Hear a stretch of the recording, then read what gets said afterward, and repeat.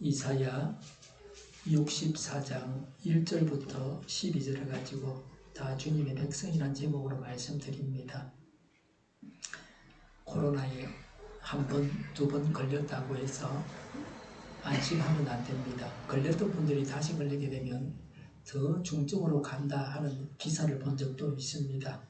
10월 이후에 백신을 안 맞은 분들은 꼭 맞으시기를 바랍니다. 4개월만 지났으면 몇 차에 상관없이 다 맞을 수 있습니다. 올해는 독감하고 같이 오기 때문에 독감과 코로나에 같이 걸리게 되면 중증이 될 확률이 더 높습니다. 방심하지 말고 백신을 맞아 놓으면 안전합니다. 새 마스크를 바로 쓰지 말고 1시간 밖에 내놨다가 포장지에서 꺼내놨다가 착용하라 그럽니다. 유독 가스가 있다고 그렇게 말합니다. 어젯밤에 저는 꺼내 놓았다가 오늘 아침에 마스크를 착용했습니다. 요새 전국적으로 미세먼지 나쁨 일대가 많습니다. 며칠 동안 그랬는데 미세먼지가 나쁠 때는 KF94 마스크를 꼭 착용해야 합니다. 덴탈 마스크는 미세먼지를 제거하지 못합니다. 오늘은 전국적으로 미세먼지가 없습니다. 우리 동네도 아주 좋습니다. 미세먼지가. 신문에 의하면 우리나라는 올해 1월 1일부터 11월 10일까지 무역 수지는 376억 달러 적자였습니다. 작년 같은 기간에는 237억 9,700만 달러 흑자였습니다. 11월 1일부터 10일까지 10일 동안 무역 수지가 20억 달러 적자였습니다. 한국전력이 3분기에 7조 5,300억 원 적자를 했습니다. 올 들어서 3분기까지 누적 한전 적자가 21조 원을 넘습니다. 작년에 5조 원 적자였습니다. 올해도 연말까지 적자액이 30조를 넘길 것으로 보고 있습니다. 올 들어 세 차례에 걸쳐서 전기요금을 총 15.1% 올렸습니다. 그런데 석유, 가스, 석탄 등 국제 에너지 가격이 고공행진을 하는 것에 비해서 전기요금 인상폭이 충분치 않습니다. 이렇게 된 까닭은 원유, 가스, 석탄 등 에너지 가격 폭등 때문입니다. 사용을 줄이라고 해도 줄이지를 않습니다. 여기 상가에서 낮이고 밤이고 전기불을 켜놓은 것을 흔하게 볼 수 있습니다. 우리 사회 도처에서 에너지 전략이 없습니다. 흥청망청 쓰고 있습니다. 관공서를 새로 만들면 에너지 사용을 하지 않는 건물을 세워야 합니다. 그런데 전혀 그러지 않습니다. 나라 돈이 내 돈이 아니라서 물 쓰듯이 하는가 하는 생각이 듭니다. 여름이라고 해서 반바지를 입은 높은 분들을 봤습니까? 겨울에 손바지 입은 높은 분을 보셨습니까? 대통령실과 국회부터 시작해서 모든 관공서가 앞장을 서야 합니다. 양복을 입고 넥타이를 매는 것이 예절에 맞는 것이 아닙니다. 현실을 무시하고 사는 답답한 사람들입니다. 제가 지금 양복을 입었지만 여름에는 더워서 입지 않습니다. 양복 입고 에어컨 틀겠습니까? 말로는 안 됩니다. 아끼라고 한다고 아끼는 것도 아닙니다. 한쪽 귀로 듣고 한쪽 귀로 흘려버립니다. 방법은 전기요금을 올리는 겁니다. 어디서부터 올려야 되느냐? 발전소로부터 멀어서 안전지대에 사는 사람들에게서부터 올려야 됩니다. 우리 같으면 원자력 발전소가 가까이 있습니다. 그래서 올리지 않아도 됩니다. 그렇지만 안전한 곳에 있는 사람들은 대가를 지불하는 것이 공평한 겁니다. 똑같은 요금을 내는 게 공평한 게 아니고 발전소 근처에 있는 사람은 혜택을 줘야 됩니다. 그 멀리 있는 수도권 사람들부터 올려야 됩니다. 우리나라에서 가장 힘이 센 사람들이 사는 수도권부터 올려야 됩니다. 기업 전기요금도 올려야 됩니다. 얼마나 올려야 됩니까? 제 혼자 생각인데 한 10배 정도 올리면 될 것 같습니다. 그래도 전략을 안 하면 더 올리면 됩니다. 그러면 써라 그래도 안 씁니다. 에너지가 싸도 지구온난화 때문에 에너지 사용을 줄여야 됩니다. 그게 지구를 건강하게 하는 교양 있는 분들이 할 일입니다. 가정에서는 어떻게 해야 합니까? 사용하지 않을 때는 전기를 차단하는 겁니다. 그러면 기기 수명이 늘어납니다. 전자파 발생도 없어지게 됩니다. 전자레인지 같은 경우는 전기만 꼽아놓어도 전자파가 나옵니다. 전기 사용량도 줄어듭니다. 사용하지 않아도 전기만 꼽아놔도 전기를 사용하는 겁니다. 기계에 손상이 생기게 되어 있죠. 손으로 플러그를 뽑는 게 힘들면, 불편하면 켜고 끄는 스위치를 사면 됩니다. 우리 교회당 벽에 붙여놓은 걸 볼 수 있습니다. 선풍기를 바로 꼽지 않고 껐다 켰다 할 수 있는 스위치가 있는 곳에다가 꼽아놨죠. 그래서 그걸 껐다 켰다 하면 됩니다. 예배 마치면 다 꺼놓고 예배하기 전에 켜놓고 그러죠. 냉난방기, 전자레인지, 전기레인지, 전기주전자를 사용하지 않을 때는 전원을 차단해야 됩니다. 사용할 때 전기를 넣고 사용 후에는 전기를 차단하는 습관을 가져야 합니다. 전기밥솥으로 밥을 해서 밥은 냉동 보관했다가 데워서 먹으면 전기 사용량을 줄이게 됩니다. 예전에 일본에서 살 때 그렇게 했다는 어르신의 말을 제가 들은 기억이 납니다. 하루 종일 보온을 하면 밥을 3번 하는 만큼의 전기가 듭니다. 전기밥솥 보온 온도가 70도입니다. 70도를 하루 종일 유지하려고 하면 밥을 3번 하는 것 정도의 전기가 들어간다는 겁니다. 전구는 전부 LED로 바꾸어야 합니다. LED 등을 비싸서 사지 못합니까? 싼 것도 있습니다. 우리 교회당 천정에 있는 것이 싼 것입니다. 보급형입니다. 저기 30W인데 일자형이죠. 한 개 요새는 10,000원도 안 할 겁니다. 이것은 무게도 가볍습니다.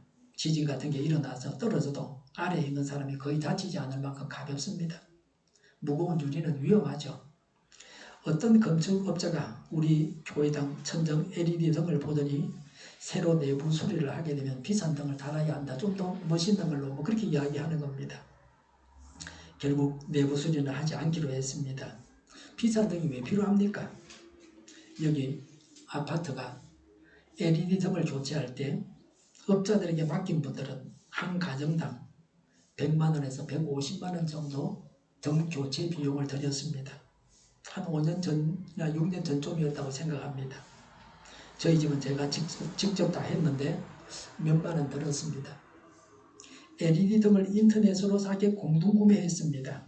저희 집과 상가와 교회에서 필요한 것을 다 모아서 한꺼번에 박스로 샀습니다. LED 전구 8W면 백열등 60W 정도의 밝기가 나옵니다. 하얀빛 전구가 더 밝습니다. 지난 주간 제가 조사한 바에 의하면 LED 전구는 7W보다 8W가 더 쌉니다. 아마 보편화되어 있어서 많이 쓰기 때문에 8W가 더 싸다는 생각을 합니다. 화장실이나 베란다에 백열등 꽂던 곳에 사용하면 됩니다. 그 소켓이 똑같습니다. 백열등하고 그게 표준 소켓입니다. 수명이 LED 경우는 전구가 몇 년은 사용합니다. 수명이 백열등보다 깁니다. 베란다같이 간혹 사용하는 곳은 거의 영구적으로 사용할 수 있습니다. LED 등은 중국제가 제일 쌉니다. 550원, 배송비 50원 하면 한 50개 사면 배송비가 50원이고 600원이면 살 수 있습니다. 번개표는 비싼데 생산은 다 중국에서 한 겁니다. 저희 집 중국산 제습기는 20년 정도 잘 쓰고 있습니다. 최저가 검색을 하다 보니 중국산을 사게 됐죠. 교회당 중국산 선풍기형 난방기도 인터넷으로 다 구매했는데 거의 30년 정도 사용하고 있는데 한 개도 고장이 안 났습니다. 일부 고장난 게 있지만 불 켜는 데는 아무 지장이 없습니다. 중국산 전기 충격 모기 퇴치기, 전기 충격 모기 퇴치기는 상가에서 단체로 박스로 샀는데 한 10년 정도 사용할 수 있습니다. 번개표 모기 퇴치기는 2, 3년 사용하다가 고장이 나서 버렸습니다. 우리 교회에서 사용하는 체온 측정기는 중국제인데 코로나 발병하고 한 3년 동안 잘 사용하고 있습니다. 제가 말씀드린 잘 쓰고 있는 이런 제품들이 다 중국제입니다. 중국제 정보는 못 쓴다. 그렇게만 생각할 필요는 없습니다. 올해 중국산 15,000원짜리 손목시계를 샀는데 보름 만에 배터리가 고장이 나서 버렸습니다. 그래서 이제 중국산 손목시계는 더 이상 안 삽니다. 중국산 LED 등은 싸고 돈값을 할 것 같습니다. 우리 교회도 원하시면 주일에 한 개씩 나눠드릴까 하고 생각하고 있습니다. 오늘은 추수감사주일입니다. 하나님께 감사함으로 나날이 더욱 풍성한 삶을 사시기 바랍니다. 다른 사람에게도 감사하는 것이 좋습니다. 성경이 언제나 감사하라고 합니다. 감사함으로 행복하시기 바랍니다. 이사야 63장에 이어 계속되는 이사야의 중보기도입니다. 하나님의 크신 능력을 찬양하면서 그 능력으로 이스라엘을 구원해 주시기를 간구하고 있습니다. 1절부터 4절은 주로 하나님의 크신 능력과 위엄을 장엄하고 경외하는 마음으로 찬양하고 있습니다. 유다 백성들은 벌거벗었고 황폐했습니다. 아무 힘도 없었습니다. 이사야는 하나님께 다시 한번 오셔서 자기 백성들을 회복시켜 주십사고 간구하고 있습니다. 이사야 64장 1절에 주님께서 하늘을 가르시고 내려오시면 산들이 주님 앞에서 떨 것입니다. 라고 했습니다. 출애굽기 19장 18절에서 시내산에 하나님께서 강림하시는 것을 연상하게 하는 구절입니다. 하나님께서 강림하셔서 이스라엘의 대적을 진멸해달라는 호소입니다. 산은 히브리인들에게 있어서 매우 굳건하고 강한 것을 상징합니다. 하나님께서 산을 진동시키신다는 것은 하나님께서 얼마나 큰 능력을 소유하셨는가 하는 것을 잘 보여줍니다. 산은 당시 매우 강대했던 바벨론 나라를 상징합니다. 궁극적으로는 사단을 가리킵니다. 이사야 64장 3절에 주님께서 친히 내려오셔서 우리들이 예측하지도 못한 놀라운 일을 하셨을 때에 산들이 주 앞에서 떨었습니다. 라고 했습니다. 출애굽기 19장 18절에 보면 하나님께서 시내산에 강림하실 때에 불과 연기 가운데 강림하셨습니다. 이 사건은 이스라엘 백성들이 전혀 생각지도 예기치도 못한 두렵고 놀라운 일이었습니다. 이사야 64장 2절에 마치 불이 섭을 사르듯 불이 물을 끓이듯 할 것입니다. 라고 했습니다. 사전을 찾아보니까 섭은 뗄나무를 말합니다. 하나님의 능력을 섭을 사르고 물을 끓이는 불에 비유합니다. 그러한 능력으로 대적을 진멸하고 대적을 멸망시키고 이스라엘을 구원하시기를 호소하고 있습니다. 2절에 주님의 대적들에게 주님의 이름을 알게 하시고 이방 나라들이 주님 앞에서 떨게 하여 주십시오 라고 했습니다. 하나님의 능력으로 대적을 진멸하고 멸망시키고 이스라엘을 구하시기를 호소하는 목적이 이것입니다. 즉 모든 나라들이 하나님이 참신이시며 온 세상의 주권자가 되심을 알게 하고 그들로 하여금 하나님을 두려워하게 함으로써 하나님의 백성을 다시는 해하지 못하게 하기 위함입니다. 어떤 상황에서도 하나님의 영광을 먼저 생각하고 있습니다. 이것이 하나님 중심의 신앙입니다. 하나님께서 친히 강림하셔서 원수에게 대적하여 주시기를 구하고 있습니다. 원수 갚는 것을 하나님께 맡겼습니다. 원수 갚는 것은 우리가 해야 할 일이 아닙니다. 하나님께 속한 것입니다. 우리가 원수를 갚아서 하나님의 영역을 침범해서는 안 됩니다. 우리는 참아야 합니다. 억울해도 참아야 합니다. 분해도 참아야 됩니다. 참고 또 참으시기를 바랍니다. 억울하면 하나님께 기도해야 합니다. 우리는 원수가 줄이면 먹이고 목마르면 마시게 해야 됩니다.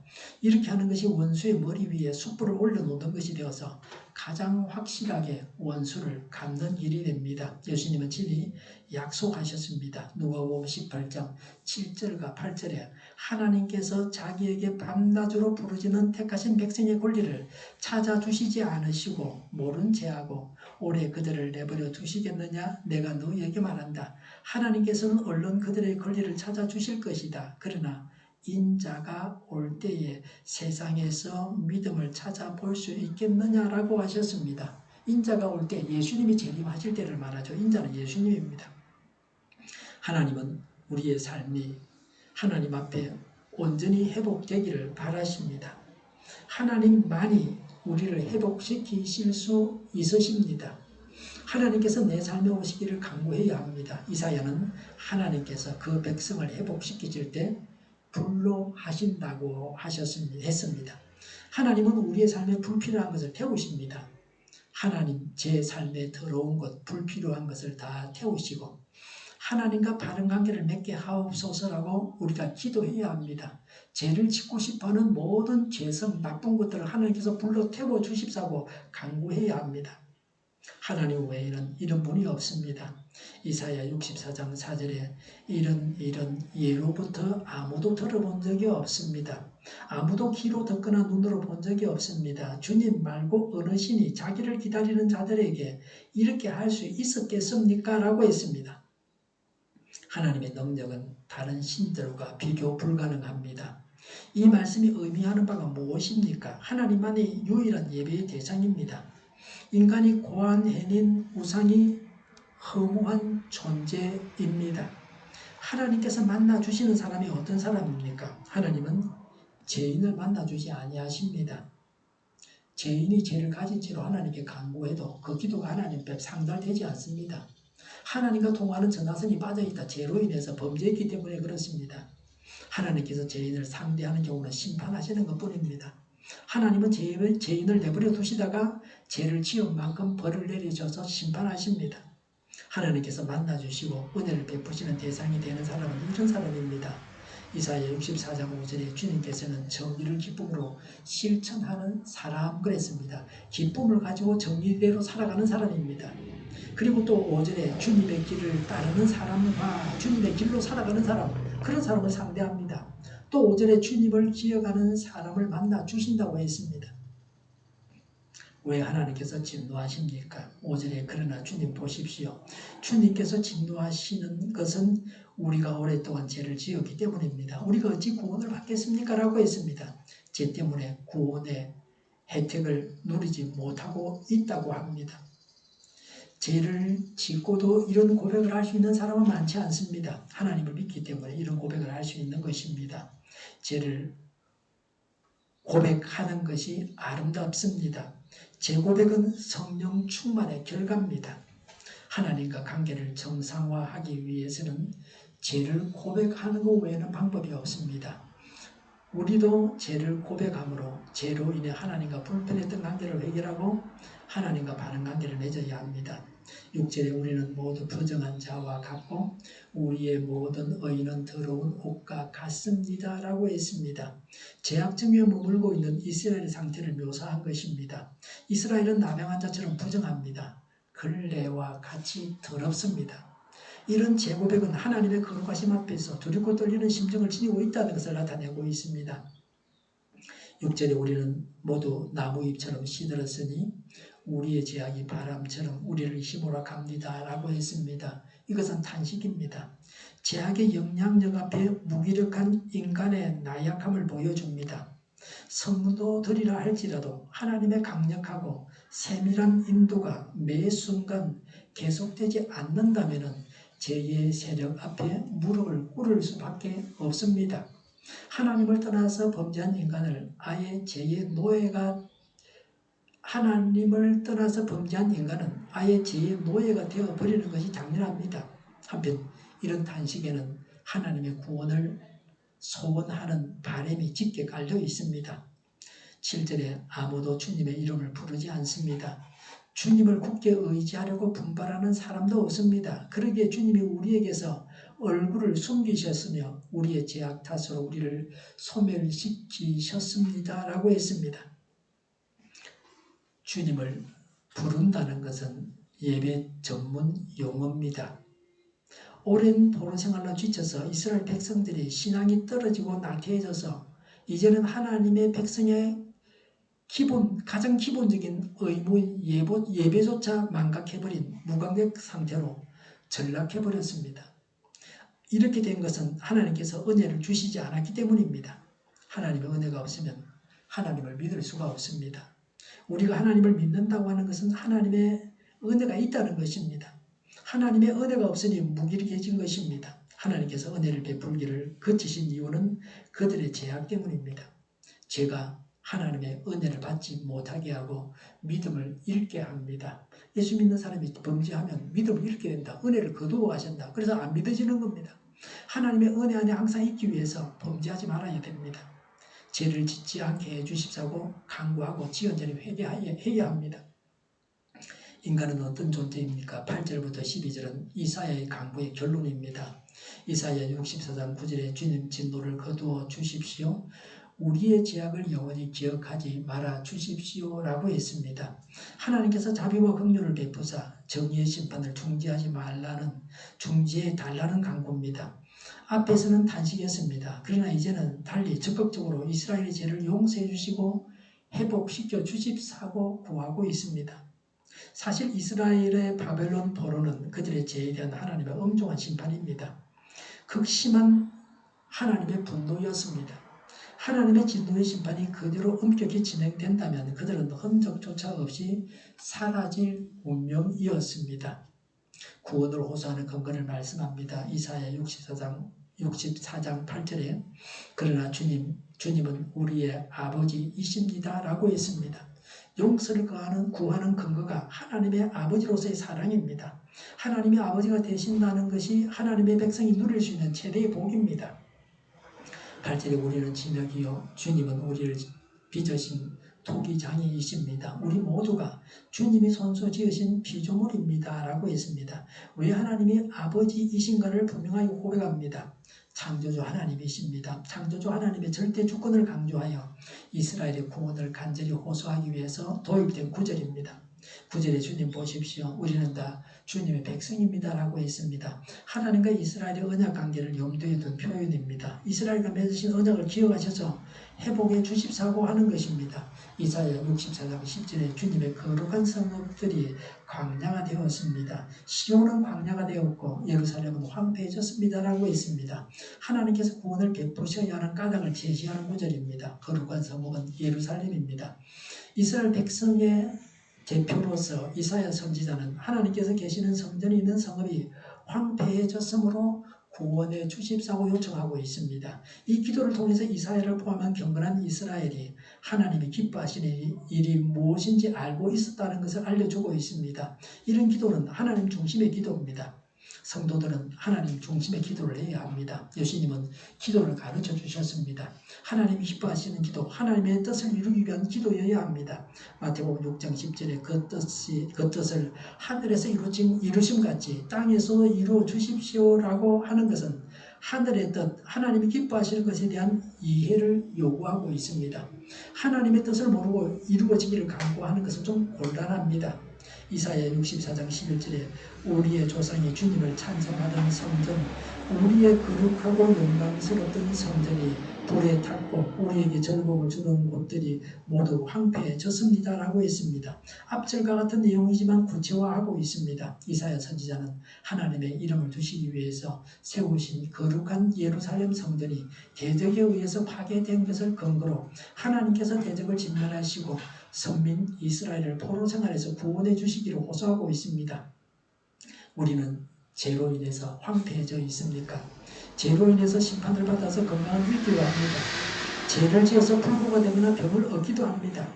술과 담배와 악한 일을 하고 미워하고 불안해하다가 건강을 잃습니다. 황폐해지는 것은 경제적인 측면도 있습니다. 물질적으로 황폐해집니다. 먹을 것이 없습니다. 북한처럼 되는 겁니다. 남쪽에서 굶주린 사람들이 있습니다. 때로는 제가 경제적으로 가난하게 합니다. 술 좋아하는 사람은 돈 들어있는 만큼 술 다 먹는다. 그래서 주머니가 늘 비게 되어 있습니다. 황폐해지는 것은 인품이나 인격에서도 나타납니다. 남을 용서하지 않습니다. 포용하지 않습니다. 미워합니다. 쉽게 원한을 품습니다. 남에게 상처를 줍니다. 대인관계가 좋을 수가 없습니다. 회복에 대한 확신을 말씀하십니다. 이사야 64장 12절에 주님 형편이 이러한데도 주님께서는 그저 가만히 계십니까? 그렇게 잠잠히 계셔서 우리가 극심한 고통을 받도록 하시렵니까? 라고 했습니다. 칼빈은 세리의 기도를 이렇게 의역했습니다. 주여 당신의 자비 및 없는 기쁨으로 나의 죄 및 없는 기쁨을 삼키게 하소서라고 했습니다. 마치 법정에서 피고를 변호하는 변호사가 감동적으로 또 논리적으로 변호하고 나서 갑자기 판사를 향해서 선처를 호소하는 장면을 연상시킵니다. 이런 호소에는 하나님의 자비에 대한 확신이 내포되어 있습니다. 즉 지금 당장이라도 자신들이 회개하고 하나님의 뜻에 순종할 자세만 갖게 된다면 하나님의 자비는 언제든지 얻을 수 있다는 자신감이 서려 있습니다. 이 자신감은 근거가 없는 것이 아닙니다. 교만이 아닙니다. 하나님을 아버지로 모신 자녀의 믿음입니다. 이런 믿음, 이런 자신감이 있어야 합니다. 회개하면 회복시키신다는 확신이 있으십니까? 회개해 보아야 아는 것이 아닙니다. 기도해 보아야 아는 것이 아닙니다. 죽어봐야 아는 것이 아닙니다. 하나님 말씀에 근거해서 지금 확신할 수 있습니다. 성령께서 우리에게 주시는 확신을 따라서 확신할 수 있습니다. 회개하면 반드시 용서하신다는 것을 성령 말씀을 통해서 확신할 수 있습니다. 요한일서 1장 9절에 우리가 우리 죄를 자백하면 하나님은 신실하고 의로운 분이셔서 우리 죄를 용서하시고 모든 불의에서 우리를 깨끗하게 해주실 것입니다 라고 했습니다. 기도하면 이루어진다고 하는 것을 믿어야 합니다. 기도가 응답될 때까지 기다리는 것이 아니고 기도하면서 이루어지지 않은 것을 믿음으로 이루어졌다고 믿는 것입니다. 이것이 믿음입니다. 죽어 보아야 천국 가는 것이 아닙니다. 이 세상에서 예수님을 믿어야 천국 갑니다. 이 사실을 믿어야 합니다. 성경을 믿어서 영생 얻은 것을 확신해야 합니다. 요한일서 5장 12절에 성자 예수님이 그 안에 있는 사람들은 영생을 얻었다고 했습니다. 그래서 이 말씀을 믿어서 영생 얻었다고 하는 것을 확신해야 합니다. 신앙은 미리 김치 국물부터 마시는 것입니다. 그래서 신앙생활은 불신 세상을 살아가는 방법과는 다릅니다. 하나님과 같은 신은 없습니다. 하나님만이 예배를 받으실 분이십니다. 우상은 허무한 존재입니다. 하나님은 우리의 대적을 심판하십니다. 하나님은 우리 속에 있는 죄도 불로 태우시는 분이십니다. 하나님은 우리의 안과 밖의 대적을 멸하십니다. 그래서 우리를 회복시키십니다. 하나님은 이런 분이십니다. 하나님은 우리의 아버지시요 우리는 하나님의 백성입니다. 신실한 믿음으로 죄를 떠나고 하나님을 예배하고 정의를 행하고 하나님을 따르고 하나님을 기억해야 합니다. 죄는 하나님으로부터 진노를 사게 합니다. 죄는 하나님의 심판을 불러옵니다. 죄는 황폐해지게 합니다. 죄는 쌓았던 모든 것을 다 부숩니다. 그러나 우리가 회개하기만 하면 하나님은 회복시켜 주십니다. 구원의 확신을 가져야 합니다. 하나님께서 회복시킨다는 확신을 가져야 합니다. 하나님으로 인한 회복이 있고 우리의 죄를 태우시고 하나님의 대적들을 지금 당장 멸하시고 우리는 우상을 버리고 죄를 떠나고 죄를 회개하고 신실한 믿음으로 하나님을 예배하고 정의를 행하고 하나님을 따르고 하나님을 기억하고 하나님께서 회복시키신다는 확신을 가져야 합니다. 기도하겠습니다. 하나님으로 인한 회복이 있게 하옵소서. 우상을 버리고 우리의 죄를 태우시고 하나님의 대적들을 지금 당장 멸하시옵소서.